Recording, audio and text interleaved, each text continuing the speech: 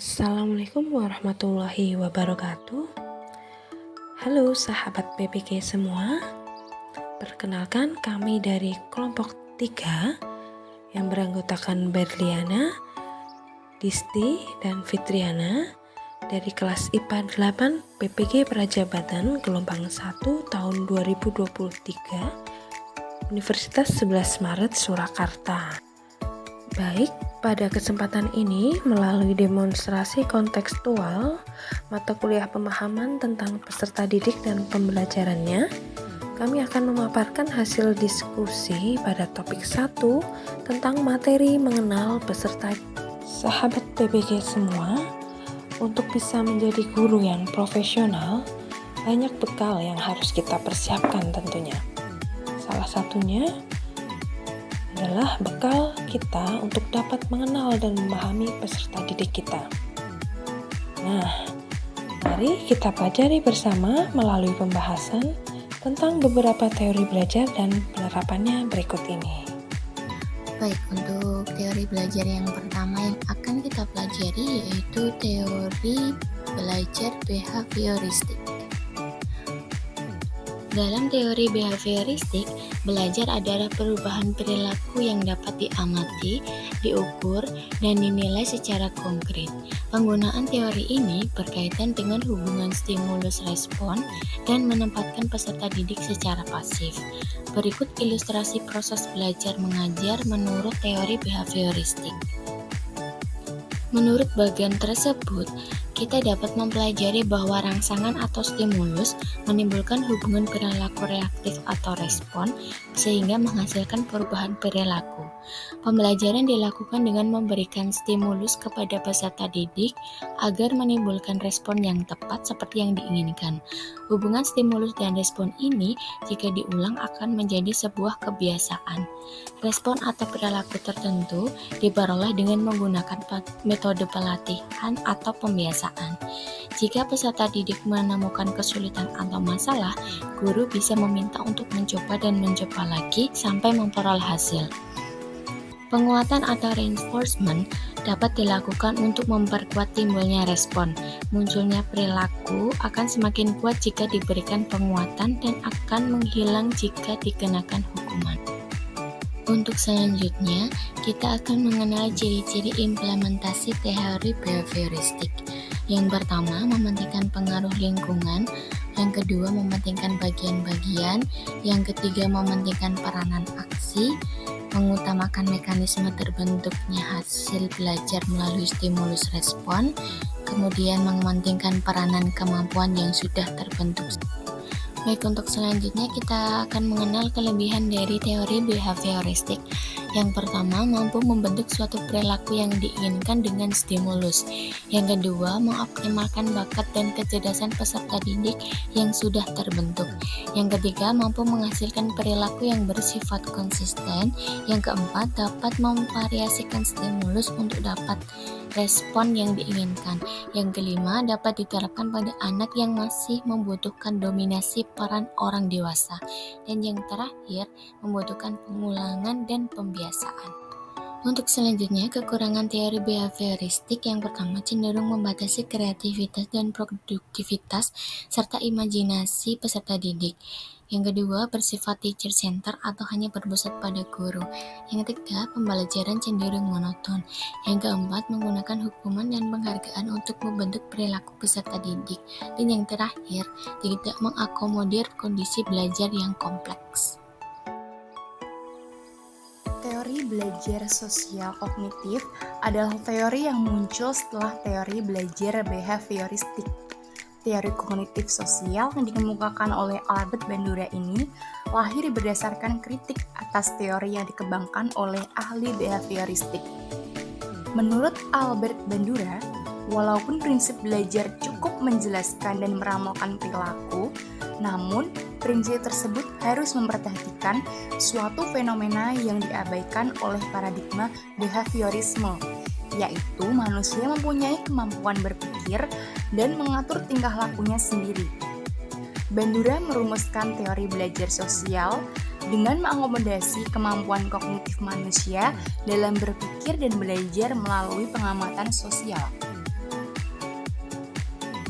Teori belajar sosial kognitif adalah teori yang menonjolkan gagasan bahwa sebagian besar pembelajaran manusia terjadi dalam sebuah lingkungan sosial.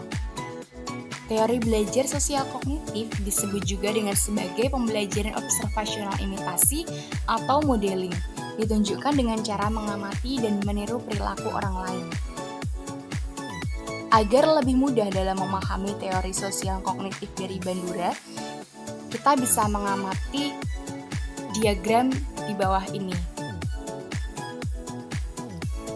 Dari gambar tersebut menjelaskan bahwa perilaku, kognitif, dan lingkungan saling berinteraksi untuk mempengaruhi pembelajaran. Faktor lingkungan mempengaruhi perilaku dan sebaliknya. Faktor kognitif mempengaruhi perilaku dan sebaliknya. Serta faktor lingkungan mempengaruhi kognitif dan sebaliknya. Bandura menyatakan bahwa orang belajar banyak perilaku melalui proses peniruan. Kita bisa meniru beberapa perilaku hanya melalui pengamatan terhadap perilaku model dan akibat yang ditimbulkannya. Proses belajar semacam ini disebut dengan observational learning atau pembelajaran melalui pengamatan. Selama berjalannya pembelajaran melalui pengamatan, seorang mencoba melakukan tingkah laku yang dilihatnya dan melakukan reinforcement atau punishment yang berfungsi sebagai sumber informasi bagi seseorang mengenai tingkah laku mereka. Teori belajar sosial ini menjelaskan bagaimana kepribadian seseorang berkembang melalui proses pengamatan. Istilah yang terkenal dalam teori belajar sosial adalah modeling atau peniruan. Modeling lebih dari sekedar peniruan atau mengulangi perilaku model, tetapi juga melibatkan penambahan atau pengurangan tingkah laku yang teramati. Mengeneralisir berbagai pengamatan sekaligus melibatkan proses kognitif. Seperti yang disebutkan sebelumnya, teori belajar sosial kognitif menekankan pada pentingnya proses mengamati, mencontoh, dan meniru perilaku, sikap, atau reaksi emosional orang lain dalam proses belajar. Berikut ini adalah ciri-ciri penerapan teori sosial kognitif dalam proses pembelajaran. Yang pertama, teori sosial kognitif meyakini bahwa fokus utama pembelajaran adalah pengamatan dan peniruan. Yang kedua, teori sosial kognitif memahami bahwa tingkah laku model atau contoh bisa dipelajari melalui bahasa, teladan, nilai, dan lain-lain. Ketiga, teori sosial kognitif beranggapan bahwa peserta didik dapat meniru suatu kemampuan atau perilaku dari kejadian yang dialami orang lain atau dari hal yang diperagakan oleh guru sebagai model. Keempat, teori sosial kognitif menjelaskan bahwa peserta didik akan memperoleh kemampuan jika mendapatkan kepuasan dan respon rangsangan yang positif. Kelima dan terakhir, teori sosial kognitif melibatkan berbagai sosial pembelajaran yang meliputi memperhatikan, mengingat, dan meniru tingkah laku atau timbal balik yang sesuai, diakhiri dengan respon rangsangan positif. Penerapan teori belajar sosial kognitif. Dalam menerapkan teori belajar kognitif, seorang guru perlu fokus pada proses berpikir peserta didik dan memberikan strategi yang tepat berdasarkan fungsi kognitif mereka. Melibatkan peserta didik dalam berbagai kegiatan, seperti memberikan waktu bagi mereka untuk bertanya, kesempatan untuk membuat kesalahan dan memperbaikinya berdasarkan hasil pengamatan, serta merefleksikan diri agar dapat membantu mereka dalam memahami proses mental. Sebagai contoh, kegiatan yang dapat dilakukan seorang guru dalam pembelajaran kognitif yaitu Meminta peserta didik untuk merefleksikan pengalaman mereka melalui pembuatan jurnal atau laporan harian tentang kegiatan apa saja yang mereka lakukan.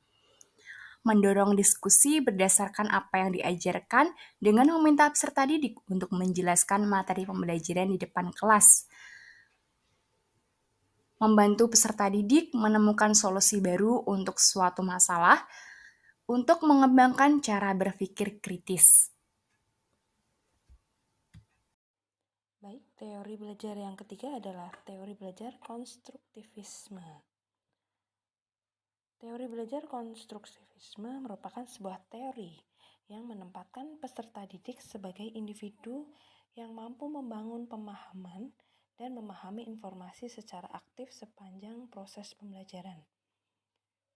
Dalam sudut pandang ilmu psikologi, konstruktivisme dikenal sebagai pendekatan yang memandang bahwa setiap individu dapat membangun pemahaman serta pengetahuan mereka sendiri melalui berbagai pengalaman yang telah dimilikinya. Teori belajar konstruktivisme memandang bahwa belajar bukan hanya sekedar menerima secara pasif informasi yang disampaikan oleh guru.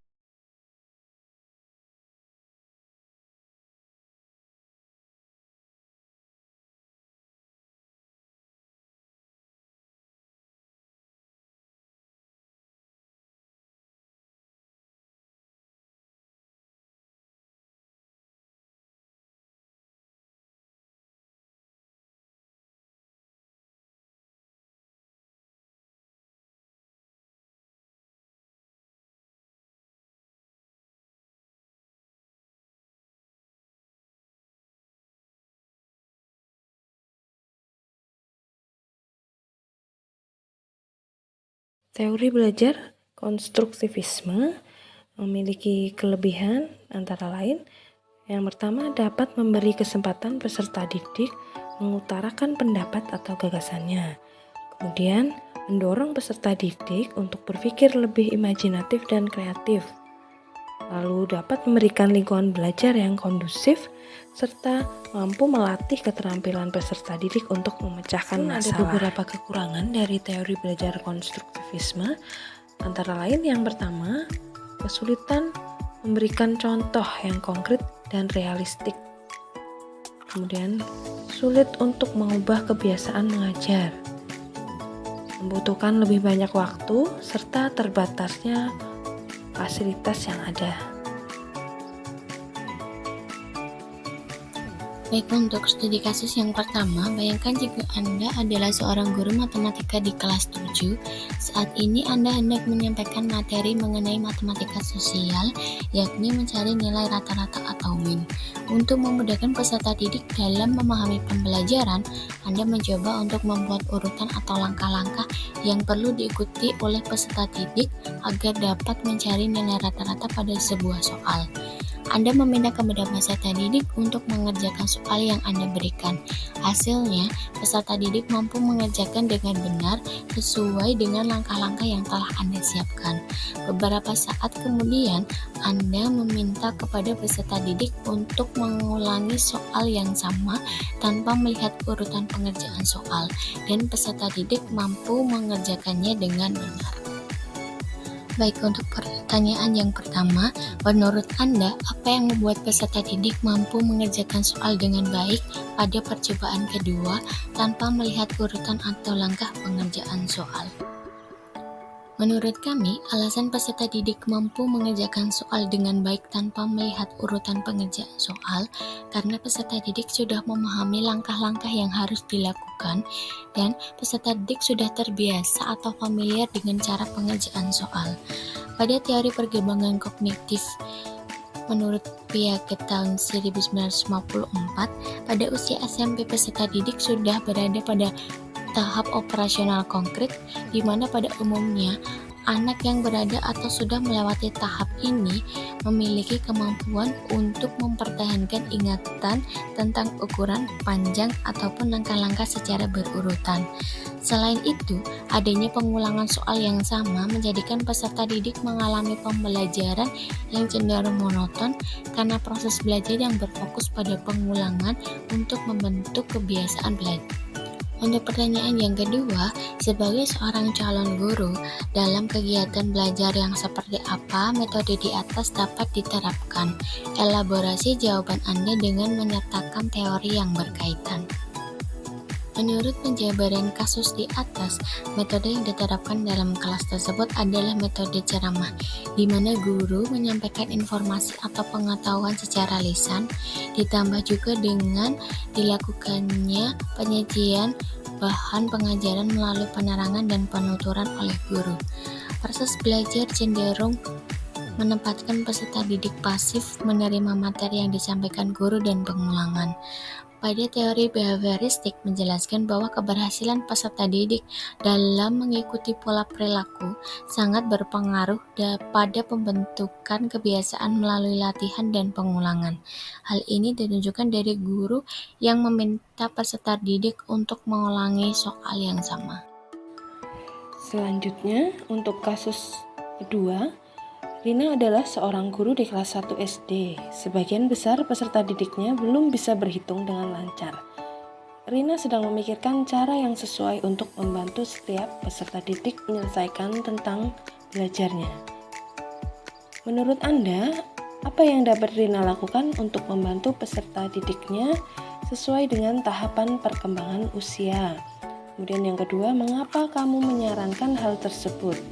Elaborasi jawaban Anda dengan menyertakan teori yang berkaitan. Sebagai seorang guru, kita perlu mempelajari dan memahami dengan baik tentang tahapan pertumbuhan dan perkembangan setiap peserta didik kita. Semakin kita belajar dan memahami tentang perkembangan peserta didik, semakin kita akan paham di tingkat mana perkembangan peserta didik kita. Sehingga kita jadi tahu bagaimana cara yang harus kita lakukan untuk mengajar mereka, agar semakin efektif proses pembelajaran yang kita berikan nantinya. Pada kasus 3, Made adalah seorang guru yang mengajar di salah satu sekolah wilayah Bali. Ia mengampu mata pelajaran bahasa Indonesia. Ia hendak mengajarkan materi teks deskripsi pada peserta didiknya. Pada buku cetak yang menjadi panduannya saat mengajar, terdapat beberapa contoh teks deskripsi menceritakan tentang bangunan-bangunan pencakar langit yang ada di ibu kota. Dengan memperhatikan latar belakang setiap peserta didiknya, Made pun mencoba untuk memberikan contoh berbeda. Ia memberikan contoh teks deskripsi tentang pantai dan makanan khas di Bali. Menurut Anda, apakah pertimbangan dan keputusan Made sudah sesuai? Mengapa demikian? Menurut kami, keputusan yang Made ambil sudah sesuai.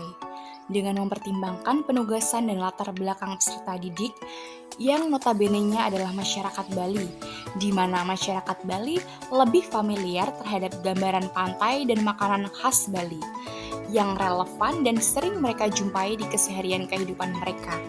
Dibandingkan dengan gedung pencakar langit yang ada di ibu kota, peserta didik akan lebih sulit untuk mendapatkan gambaran untuk membuat teks deskriptif yang mungkin akan berdampak pada tujuan pembelajaran nantinya yang tidak dapat tercapai secara maksimal. Prinsip apa yang Made gunakan dalam kasus tersebut? Elaborasi jawaban Anda dengan menyertakan teori yang berkaitan. Made menerapkan prinsip pembelajaran yang relevan, yang mana prinsip tersebut sesuai dengan sudut pandang psikologi teori konstruktivisme, sebagai pendekatan yang memandang bahwa setiap individu dapat membangun pemahaman serta pengetahuan mereka sendiri melalui berbagai pengalaman yang telah dimilikinya. Penerapan teori belajar konstruktivisme memandang bahwa belajar bukan hanya sekedar menerima secara pasif informasi yang disampaikan oleh guru. Dengan kata lain, teori belajar konstruktivisme memaknai pembelajaran sebagai proses pengonstruksian pengetahuan yang bersifat aktif dan personal.